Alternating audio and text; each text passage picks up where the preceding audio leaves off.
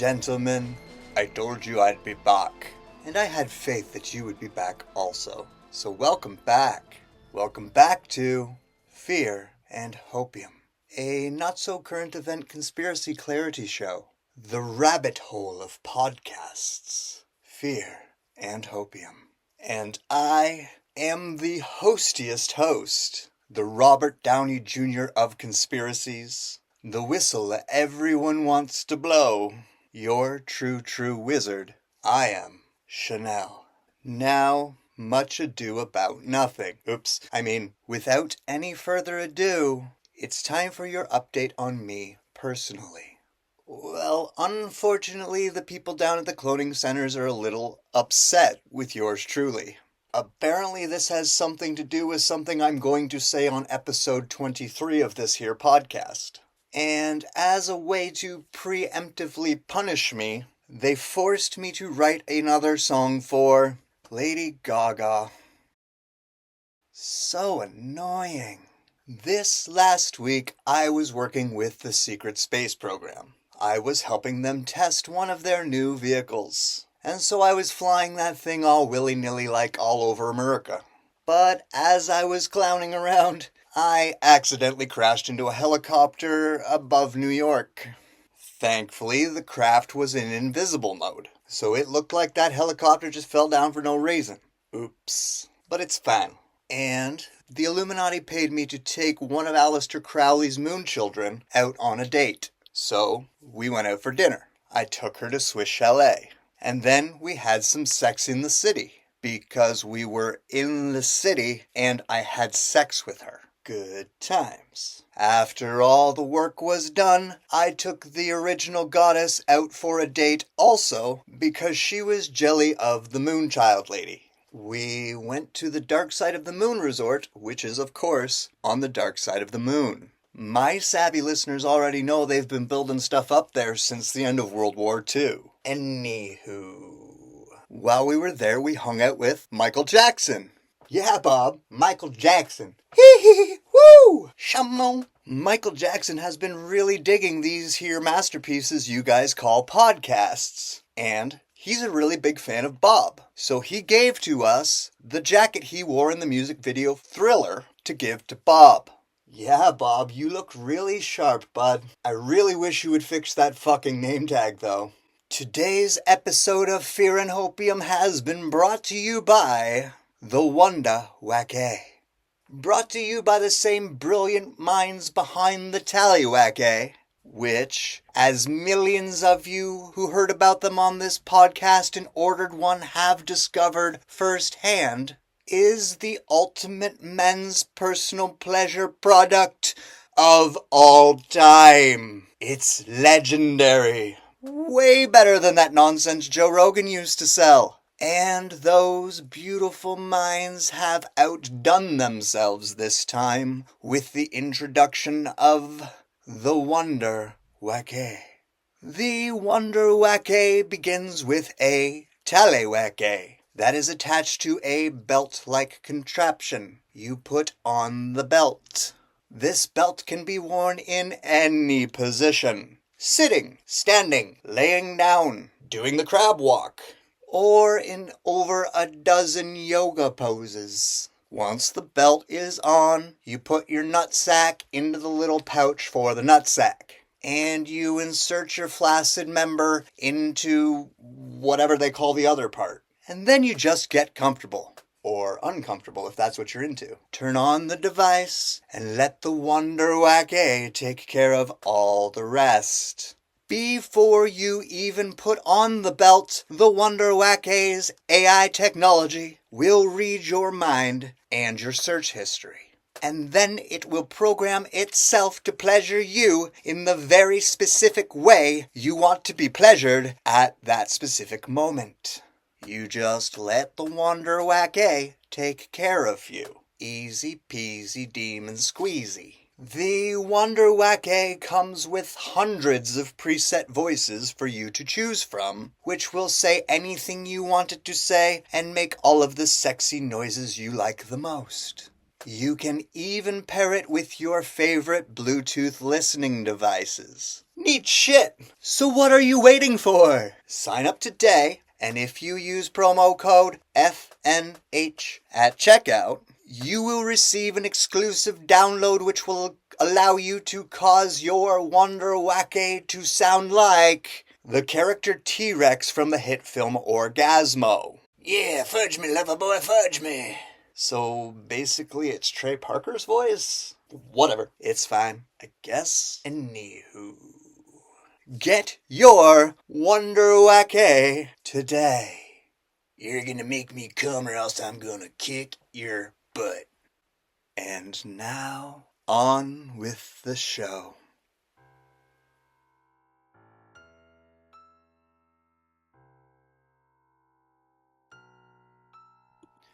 And for our first segment, we absolutely must discuss the Illuminati. My savvy listeners, and even most of the NPCs already know, the Illuminati is an ancient and not so secret organization that works like an umbrella. And under this umbrella are all of our social systems. Everything! They control science, medicine, law enforcement, psychology, courts, banks, religion, the military, governments, everything. They control it all, working like a hidden hand, controlling all of these peoples like puppets. The Illuminati create or infiltrate all of these groups. The cults, the corporations, the organizations, in order to maintain control of the engineering of culture and society. Created over 11,000 years ago by the evil reptilians, the Illuminati have worked behind the scenes in order to keep the occult occult. In order to control you like a slave, while maintaining control of the thoughts, feelings, and actions of all of the population. Whether they know the true or not, every politician, celebrity, and spiritual leader are under the control of the Illuminati. Scary. Performing secret rituals, and some not-so-secret ones, which often include sex and sacrifice rituals to produce the blood and the sex juices.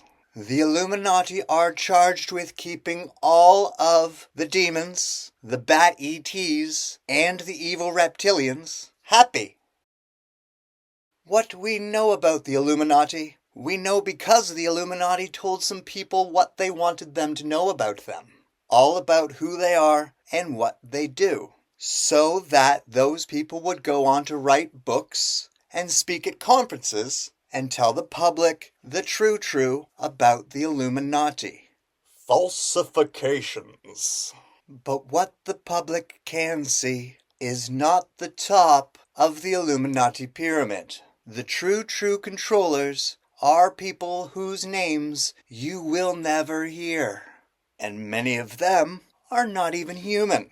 We call them the parents and the covens, but we will talk about those groups another time. Those people, the parents and the covens, control all of the Illuminati bloodline families, who, my savvy listeners already know, control all the banks, which control all of the governments, who control all of us. Scary.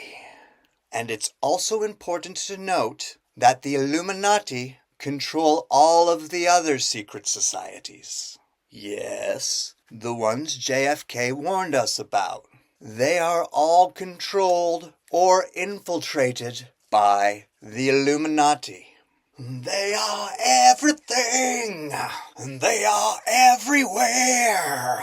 Anyone, anywhere, who gains any level of fame, success, or notoriety for any reason at any time will be targeted by the Illuminati. then they will try to initiate that individual into one of their many, many cults. Yeah, they got a lot. Like a lot. And if they cannot convince this individual they wish to control to join them outright, the Illuminati will send a handler, which is an Illuminati member of the opposite sex, or the same sex if that's what they're into, who is sent to get close to the individual they wish to influence and control. Close. Wink, wink. The handler will then use this closeness to whisper sweet nothings in the ear of the person whose thoughts, feelings, and actions they wish to influence and control. Sneaky and scary. They know everything. They are everywhere. They try to fuck everyone in the world. God damn. Now, because the evil reptilians are so frickin' scary looking, they have for the last 13,000 years used the Illuminati as an intermediary, or kinda like a middleman, to communicate their wishes to humanity, carrying out their orders to keep us in the matrix, feeding them the loosh and the adrenochrome, empowering their cloning centers, and being used in the secret space program. And anywho, okay. I will stop the insanity. But I hope this brings some clarity to the subject of the Illuminati for you.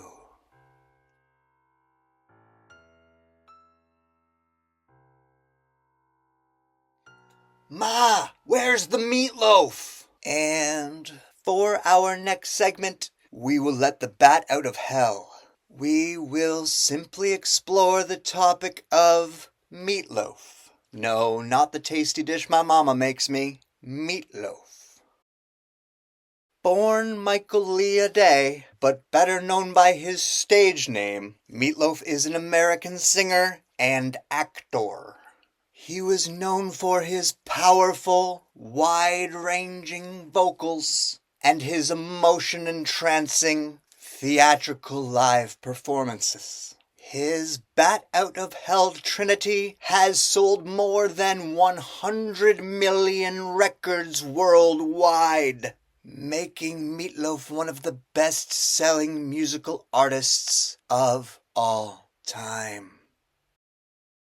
His voice is like a powerful torrent of water that crashes into your very soul. Reaching deep within himself, Meatloaf was able to channel the energies directly from the angels themselves and deliver them through his mouth to planet Earth with remarkable precision, causing us, the barely worthy listeners, to taste a glimpse of what heaven may smell like. And at a very young age, Meatloaf was touched by Jesus himself. No, not inappropriately. You guys are gross. Meatloaf was just 16 on the day that JFK was assassinated. On the morning of the assassination, Meatloaf saw the president with his very own eyes, still alive. And later that night, after the bang, Meatloaf and his friend were at the very hospital where Jackie O was brought to. They saw Jackie getting out of the car, still covered in her husband's blood. With that fine ass. Meatloaf graduated high school after performing in such stage productions as Charlie Bit My Finger, The Music Man, and Why Did You Bite My Finger, Charlie? As a young adult, Meatloaf once intentionally gained 60 whole pounds to avoid being drafted to Vietnam. Despite this brilliant strategy, his draft papers still came, which he completely ignored. Legendary. Shortly after playing not one, but two legendary roles in the masterpiece, The Rocky Horror Picture Show, Meatloaf began to craft what would be the first of a beautiful trinity of albums, all called Bat Out of Hell. 1, 2, and 3. That first album stayed on the chart for over 9 years, making it one of the best-selling albums of all time. Legend. Wait for it. Dairy. Aside from his brilliant performance in the Rocky Horror Picture Show, Meatloaf has also appeared as the main character in an episode of Leap of Faith. I'm guessing that was a TV show. Never heard of it. A bouncer in Wayne's World. Excellent. A bus driver in Spice World. Yeah, Bob, I heard he banged all the Spice Girls. He was Red in the film Black Dog, alongside Patrick Swayze and Randy Travis. And of course, he played Robert Paulson in Fight Club. Rumor has it he even helped David Fincher edit the film. Bob Bitchtits. No, not you, Bob. Put your headphones back on. So, to sum it up and give you the gist, basically, Meatloaf is all around legendary. A total badass. Ma, where's the meatloaf? And on top of all of that brilliance, you should also know, so that you have that information in here, Meatloaf has had a tremendous influence on yours truly, Chanel. Yeah, that's right. In death we do have names, and his name was Robert Paulson. Rest in peace, Meatloaf. Love you, bud. His masterpieces such as Heaven Can Wait, 2 out of 3, ain't bad. Paradise by the Dashboard Light, for crying out loud. Rock and roll dreams come true. Objects in the rearview mirror may appear closer than they are. And of course, I would do anything for love, but I won't do that. Guys, he tells you what he won't do during the bridge of the song. The part where he's singing with the lady. All that shit she says. He won't do that. Get your head out your ass. But all of those smash hits and his remarkable live performances will live on throughout eternity for future generations to marvel over. And I hope this brings some clarity to the legend of Meatloaf for you.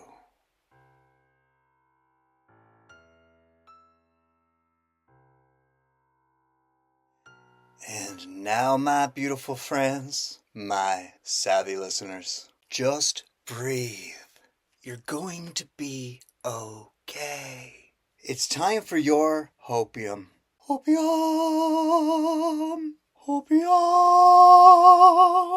Hopium! And for your dose of Hopium today, Chanel will demystify for you the topic of disclosure. What is disclosure? Well, it's complicated because the conspiracy community made it up and everything that they make up is just very complicated. Anywho, there are different types of disclosure. Hard disclosure, like when Daddy Donald H. Trump released the JFK files for us all, because he's awesome. And soft disclosure, which is what the Hollyweird does with the movies, telling us the true about stuff.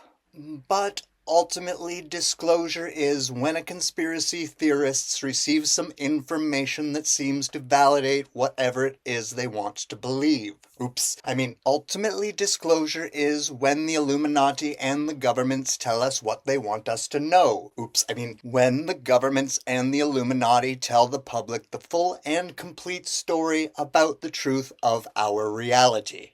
The truth about such subjects as aliens, good aliens, bad aliens, ancient aliens, AI aliens, hollow earth aliens, flat earth aliens, Tartaria aliens, QAnon aliens, advanced technology aliens, simurectum aliens, gray aliens, blue aliens, green aliens, aliens, and of course, the evil reptilians. The truth is out there. I want to believe. I know, Bob. The X-Files sure did work a lot better than we thought. Well, my beautiful friends, my savvy listeners, allow me to disclose to you an undeniable fact. Nothing stays buried forever. And we are entering an age where all of the deepest, darkest secrets will find the light of day. All will be exposed by the light of disclosure. Our mommies and daddies will finally tell us the truth about everything we want to believe. About aliens. The time is now. I pinky swear. Yeah, Bob, it's gonna kind of be like the end of a Scooby-Doo episode. Except for when they pull the mask off of the alien, they're gonna find a human. But whatevs, it's fine. And I hope this brings some clarity to the subject of disclosure for you.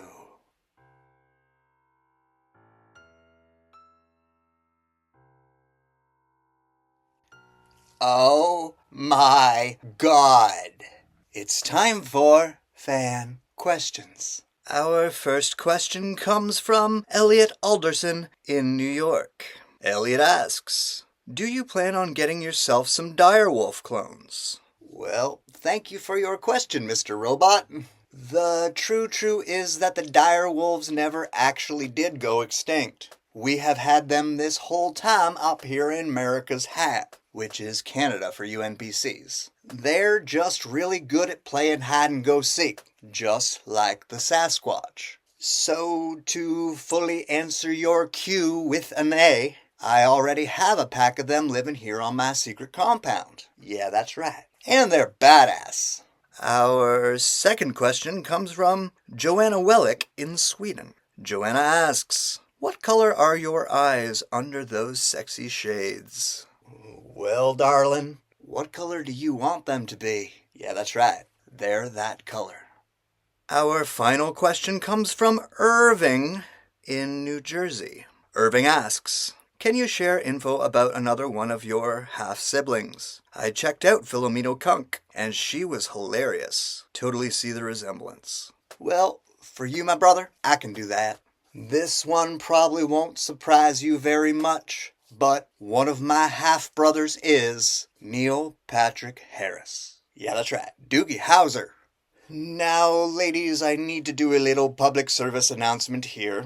I appreciate you sending the nudes. But if you are going to continue to send the nudes, please use the word naughty in the subject line. That way, Bob knows not to look at them before forwarding them over to me. The problem with him looking at them is, they make him hungry. And he already eats too much. So, we appreciate your continued cooperation in this matter. Thank you. But if you would like to send some, or some Qs which will receive A's on this here podcast, please send them to this email address. Thanks. I do what I do, when I do what I do, and because I did that, it's been did. My beautiful friends, my savvy listeners, I know why you are all here. And I have what you want. I have the imminent date of alien disclosure.